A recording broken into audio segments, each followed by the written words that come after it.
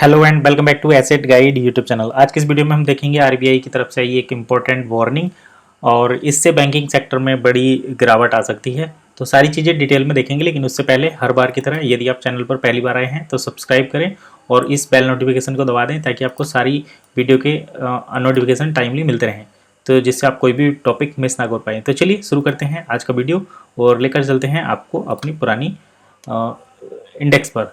तो यहाँ पर हम बात करते हैं आरबीआई की चेतावनी, जिसमें बैंकिंग सेक्टर में बड़ी गिरावट हो सकती है। तो देखिए रीज़न क्या है, चलिए देख लेते हैं एक एक करके। सबसे पहले तो यहाँ पर आरबीआई की जो मॉनेटरी पॉलिसी आई थी उसके बारे में डिस्कशन कर लेते हैं। मॉनेटरी पॉलिसी कमेटी ने जो डिसीजन लिए हैं उसके बारे में बात करते हैं। तो सबसे पहले हम यहाँ पर बात करते हैं रेपो रेट की।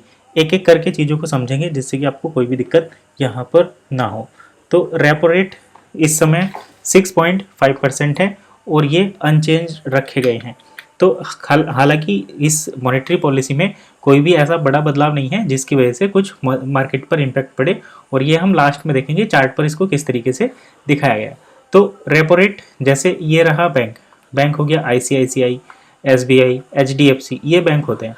ये बैंक आपको देते हैं लोन, तो ये देते हैं कस्टमर को लोन, और ये कस्टमर से 12, 15, 18 इतने परसेंटेज पर ब्याज देते हैं। तो क्या ये पैसा कहाँ से लाते हैं? तो ये पैसा लाते हैं आरबीआई से, और आरबीआई इनको कितने परसेंट पर पैसा देता है? तो आरबीआई इनको देता है 6.5% पर। यही रेपो रेट रहता है। अगर आरबीआई इसको 6.5 से 6.6 या 7 कर देता, तो ये जो हम यहाँ पर देखिए लिटिल एग्जाम्पल समझ लेते हैं, बाकी चीज़ को हटाते हैं। जैसे 12% है तो हो सकता है ये बढ़कर हो जाता 13% या 14%। तो इस तरीके से इसमें बढ़ोतरी हो सकती थी, लेकिन आरबीआई ने इसको अनचेंज रखा है, यानी कि इसमें कोई भी बदलाव नहीं किए हैं, तो ये भी लगभग सेम रहेगा, इतना कोई बड़ा इम्पैक्ट नहीं पड़ेगा। अब उम्मीद क्या थी लोगों को? उम्मीद ये थी कि इसके रेपो रेट को कम कर दिया जाएगा। तो ये हो सकता है 6.25 हो जाता, 6.4 हो जाता, इस टाइप से 4-5, तो इतना हो जाता तो ये गुड न्यूज़ होती और मार्केट जो है पॉजिटिवली बिहेव करता। अब बात करते हैं हम आरबीआई की इन्फ्लेशन रेट। तो इन्फ्लेशन होता है महंगाई दर। महंगाई दर पिछले साल भी 4.5% थी और इस बार भी इसको 4.5% ही रखा गया है। हालांकि जैसे जैसे टाइम निकलता है, एक ईयर में प्राइस बढ़ते हैं, तो उसके हिसाब से अगर अनचेंज्ड भी है दैट मीन्स कहीं ना कहीं इकोनॉमिकल बेनिफिशियल है। लेकिन अगर ये कम हो जाता तो और भी अच्छा था, ये 4.45 हो जाता तो भी ये मार्केट के लिए दोनों गुड न्यूज़ होते, और इन दो की वजह से, दो कंडीशन की वजह से मार्केट जो है काफ़ी बूम करता। लेकिन ये दोनों अनचेंज रखे गए, तो मार्केट में जैसे अनाउंसमेंट हुआ हमें एक पॉजिटिव सिग्नल देखने को मिला, लेकिन कहीं ना कहीं फिर मार्केट फेलियर में कन्वर्ट हो गया। चलिए ये तो हो गया पूरा रेपो रेट से रिलेटेड और इन्फ्लेशन से रिलेटेड। अब चलिए हम जीडीपी ग्रोथ का जो फोरकास्ट है वो देख लेते हैं क्या है।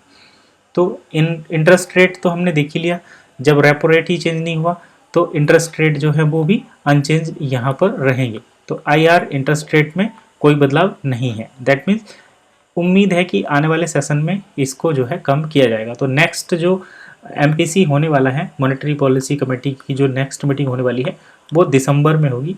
तो दिसंबर में इसको जो है चेंज किया जा सकता है।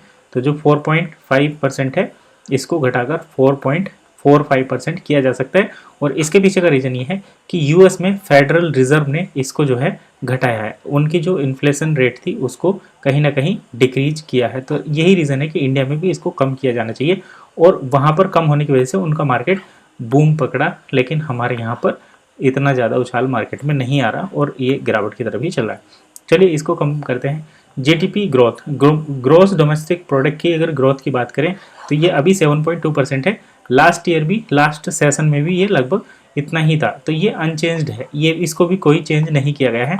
अब इसमें जो बदलाव होंगे वो भी आने वाले दिसंबर मंथ में ही हमें इसके अनाउंसमेंट होते हैं। तो देखिए ये क्वार्टर के हिसाब से ये चीज़ें चलती हैं, Q1, Q2, Q3 और Q4। तो 12 महीनों को 3-3 महीने के हिसाब से 4 हिस्सों में बांट लेते हैं। जनवरी, फरवरी, मार्च यहाँ रहेगा, अप्रैल, मई, जून यहाँ, जुलाई, अगस्त, सितंबर यहाँ, अक्टूबर में रिजल्ट आ गया, तो अक्टूबर, नवंबर और ये दिसंबर, इन तीनों महीनों का यहाँ पर आ जाएगा। तो इस तरीके से ये चीज़ें चलती हैं।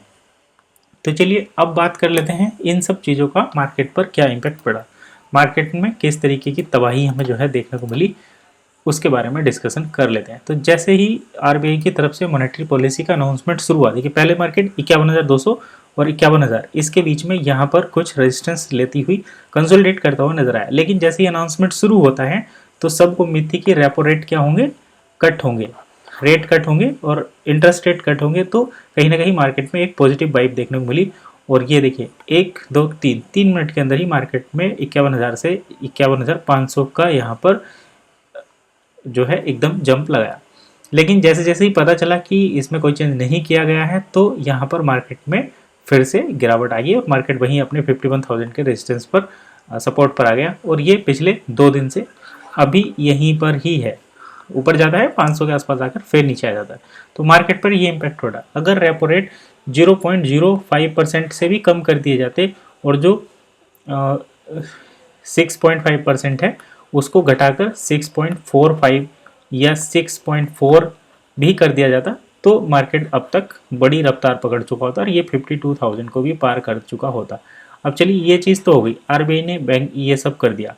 अब एक और इम्पोर्टेंट अपडेट है जिसकी वजह से आरबीआई की तरफ से, जिसकी वजह से यहाँ पर बैंकों को एक और तगड़ा झटका लग सकता है। तो पहली बात तो ये कि ये है, अब ये अपडेट जो है वो गोल्ड लोन और पर्सनल लोन, जो प्री अप्रूव्ड लोन होते हैं, प्री अप्रूव्ड लोन जितने होते हैं उनसे रिलेटेड।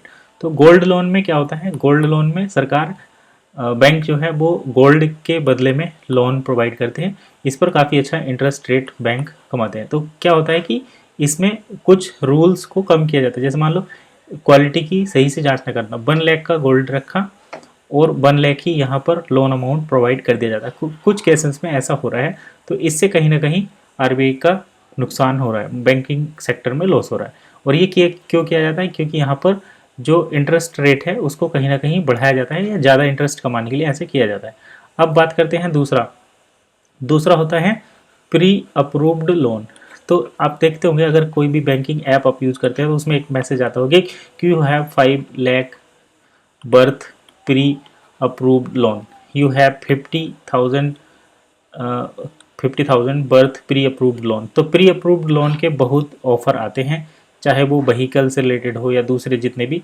तो जो प्री अप्रूव्ड लोन है उसमें डॉक्यूमेंटेशन की ज़रूरत नहीं होती, कोई भी डॉक्यूमेंटेशन की ज़रूरत नहीं होती, कोई भी सिक्योरिटी रखने की ज़रूरत नहीं होती, कोई भी गारंटी या इस टाइप की कोई चीज़ नहीं रहती है। तो इन सब की वजह से यहाँ पर बैंकिंग सेक्टर में लॉस हो रहा है। जैसे अगर पार्टी पे नहीं करेगी तो कहीं ना कहीं बैंक को लॉस होगा। तो इन सब चीज़ों को देखते हुए बैंक को ये निर्देश दिए हैं आरबीआई की तरफ से एमपीसी पॉलिसी के बाद कि आप किसी भी टाइप का, किसी भी प्रकार से इस टाइप का जो लोन है वो इशू नहीं करेंगे या उसको कंट्रोल करेंगे। बैंक ये क्यों करते हैं, बैंक को चाहिए इंटरेस्ट, तो बैंक अपना इंटरेस्ट कमा लेते हैं। लेकिन जब फाइनल पार्टी उसके बदले में कोई डॉक्यूमेंट या सिक्योरिटी जमा नहीं करती तो कहीं ना कहीं इससे बैंक का लॉस हो रहा है। लोग लोन तो ले लेते हैं लेकिन उसको पे नहीं कर पाते, दैट मीन्स कहीं ना कहीं बैंकिंग का लॉस है। तो इसीलिए यहाँ पर शशिकांत दास जो आरबीआई के गवर्नर हैं उन्होंने ये सख्त अनाउंसमेंट किया है, निर्देश दिए हैं कि अब से आप जो है इस टाइप के लोन पर कंट्रोल करेंगे। तो यही था आज का सेक्टर सिस्टम और इसकी वजह से ही काफ़ी जो बैंक निफ्टी में ये हम मूवमेंट की उम्मीद कर रहे थे वो हमें देखने को नहीं मिल रहा। तो अब देखते हैं मार्केट किस तरीके से चलता है। एफआईडीआई का डाटा भी काफ़ी मैटर करता है। डीआईआई अब भी बुलिश है, डीआईआई अब भी बुलिश है, लेकिन एफआईआई उनको कहीं ना कहीं दबाने की कोशिश कर रहे हैं क्योंकि एफआईआई कंप्लीट तौर से बियरिश हैं और हैवी हो रहे हैं, हैवी सेलिंग कर रहे हैं। तो चलिए फिलहाल इतना ही, मिलते हैं नेक्स्ट वीडियो में, तब तक के लिए कीप वॉचिंग एसेट गाइड।